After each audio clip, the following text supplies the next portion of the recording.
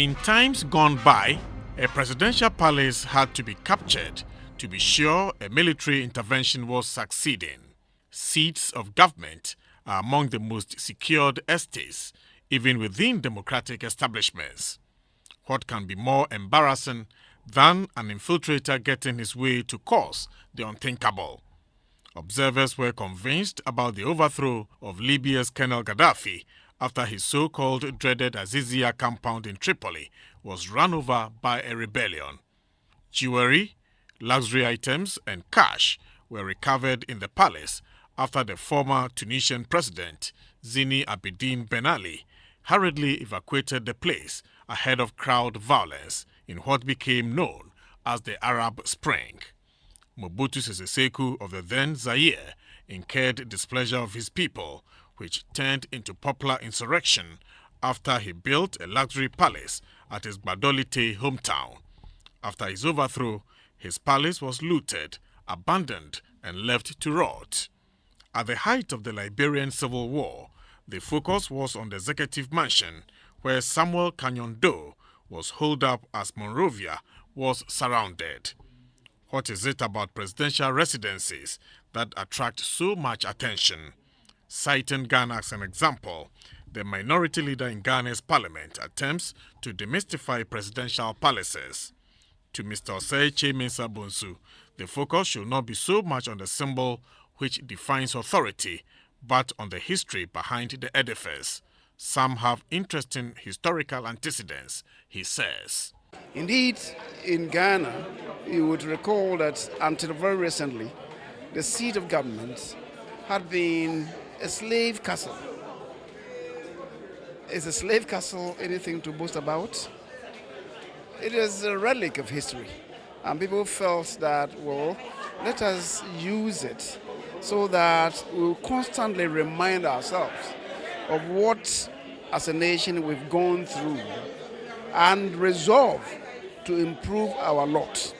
To me, that was a historical significance on this. It was a huge edifice, but it had nothing to do with a president living in pomp and pageantry. Indeed, the castle, which used to be the seat of government, had nothing unique, quite apart from that it provided some space for the conduct of government business. If you, at the time, visited the offices of the vice president, it was a small cubicle. Even the president's own office was not that big. So I don't think that should be the preoccupation of the people. What matters is the ability of the person to deliver. The president is elected to improve the living conditions of his people. He's able to do that. Ghana's leader John Dramani Mahama opens the Flagstaff House to the public first week of each month during change of presidential guards.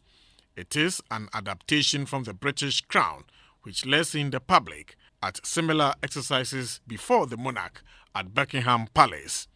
Former President John Kufuor secured financial assistance from India for the reconstruction of the Flagstaff House, which started in 2006.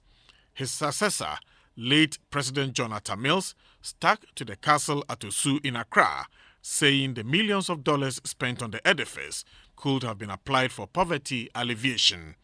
President Kufuor said that the presidency ought to dissociate with the slavery history of the castle. In February 2013, President Mahama moved to the Flagstaff House, which had for 5 years been wasting away. The old Flagstaff House was residence of some British colonial governors. After independence, Dr. Kwame Nkrumah moved in. He escaped 2 assassination attempts at the Flagstaff House in the early 60s before he was deposed in 1966 while in Vietnam. Kenya has one of the tightest of securities around the State House, not when Al-Shabaab lurks around and could strike anytime. Though it attracted several spins, it was a fact that an Italian Prime Minister, Matteo Renzi, clad himself in bulletproof when he visited the Kenyan State House mid-2015. It is guarded by well-armed security, and reports say it is always in the best interest of any intruder or an individual who mistakenly enters to move ahead in that direction than to turn around or beat a retreat. One advantage of being a news reporter is that you become the lizard who at one time was found on the walls of the West buildings and on those of the luxurious at another time. Kenya's State House is a British colonial legacy. Construction of the Palladian neoclassical building was completed in 1907. Ethiopia also has a presidential palace with historical antecedents. The Menelik Palace is a palatial compound in Addis Ababa.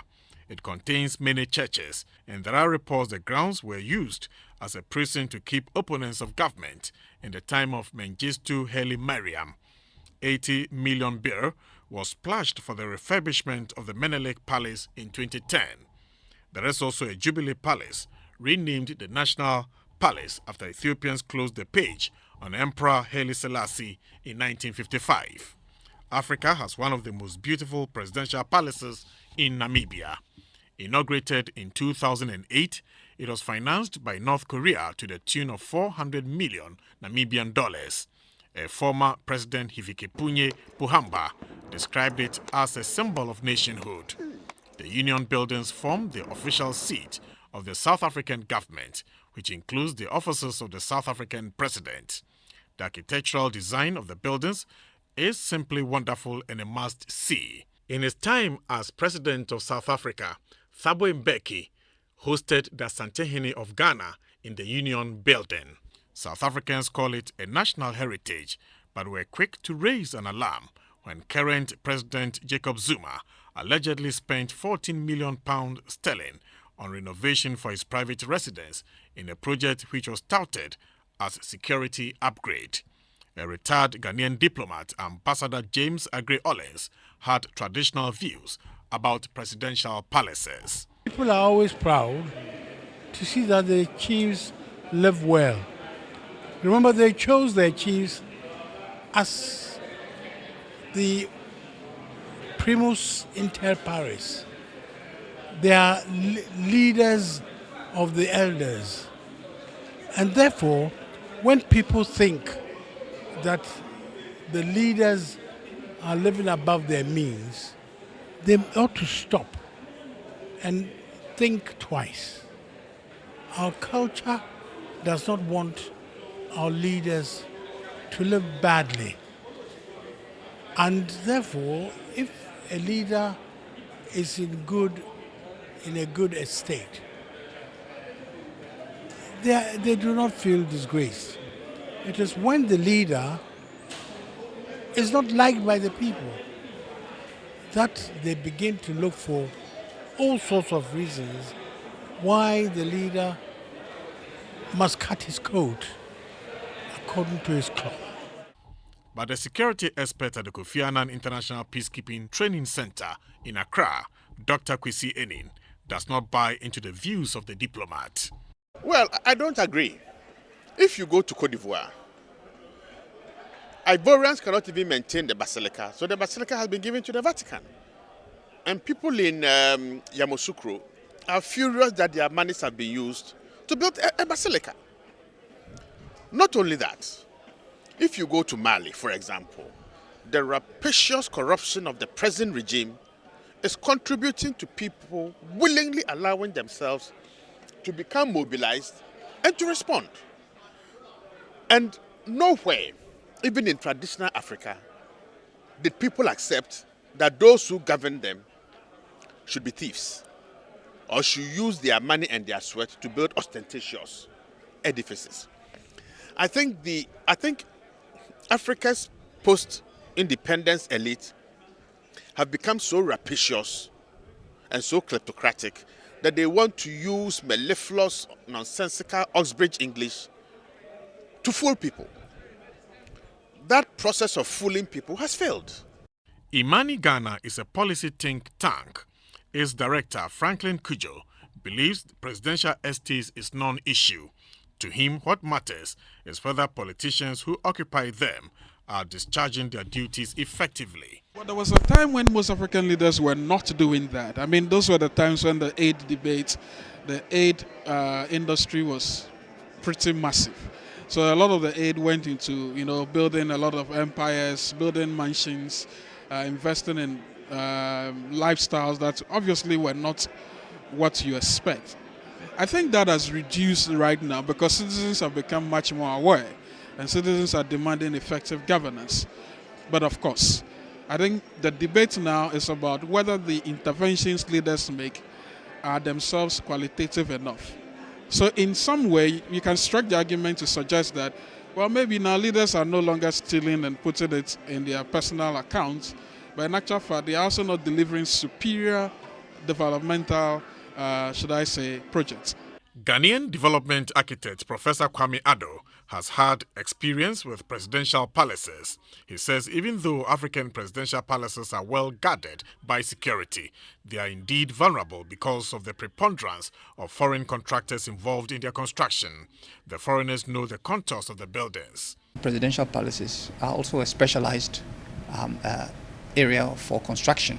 They require special, particular expertise because you are dealing with areas of security, but also you need the people who are been accustomed to dealing with particular materials which would give that final finish.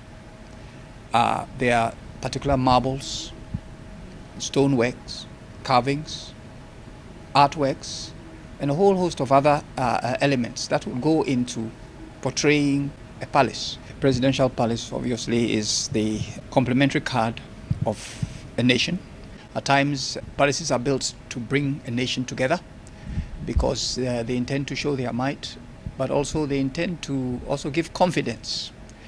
And we also have the issue of security, and that has also taken on a very strong component in securing these spaces for the president and his men. He mentioned some of the iconic palaces in the world. At least 3 of Africa's palaces are in his top 10. They are Cameroon, Mauritania, and Ghana. Some palaces are made to also present certain statements. Some of them are directly related to the individual presidents who come out to make their own angle. We should also maybe reflect this on our African continent and see what we have also been doing with our presidential palaces and what they mean to us. We would notice that in the case of Africa, most of our presidential palaces have been legacies, and the language, architectural language, has all the time been imported. But we should also know that the Palace of Cameroon stands out as one of the most beautiful palaces in Africa. I, who have lived a lot in South America, I cannot talk about these palaces without talking about the presidential space of Brazil, which clearly marks a different approach to what a presidential palace should look like. And because there was a very high component of architecture. With the presidential palace issue, we should know that it's not only the outside or the exterior look, but a major aspect of what is going to make a presidential palace as it is going to be its interior. The Chateau of Iredu, or the State House, is the official residence of the President of Mauritius. It was originally built in the country's interior as a fortress for defense in 1749 by a colonial governor. The governor of Mauritius took measures to fortify the island against enemy attack at the height of Anglo-French rivalry for colonial possessions in the Indian Ocean. The edifice was also to protect women, children, and valuables in its original intentions. Cost of the structure, built in the 1700s, is not immediately available, but the building has been renovated following cyclones in 1868 and 1892. China paid for and constructed Togo's new presidential palace. The unusually tight security around the construction of the 60,000-foot square structure raised eyebrows in Lomé. Roads to the site were blocked off during construction, and nobody, not even the president, was permitted to see the palace before construction. The veil of secrecy at the time raised suspicion that Beijing wanted a free hand to install sophisticated surveillance devices in the building.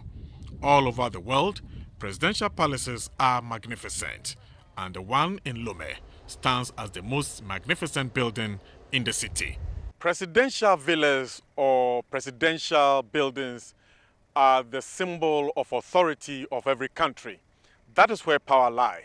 And any historical survey that one makes will reveal that men and women have fought bloody wars to occupy such places like this. These days, with democratic wind blowing everywhere, the people are now having a greater say as to who occupies presidencies or presidential villas. From the one in Lome, Togo, Napoleon Atukitu reporting.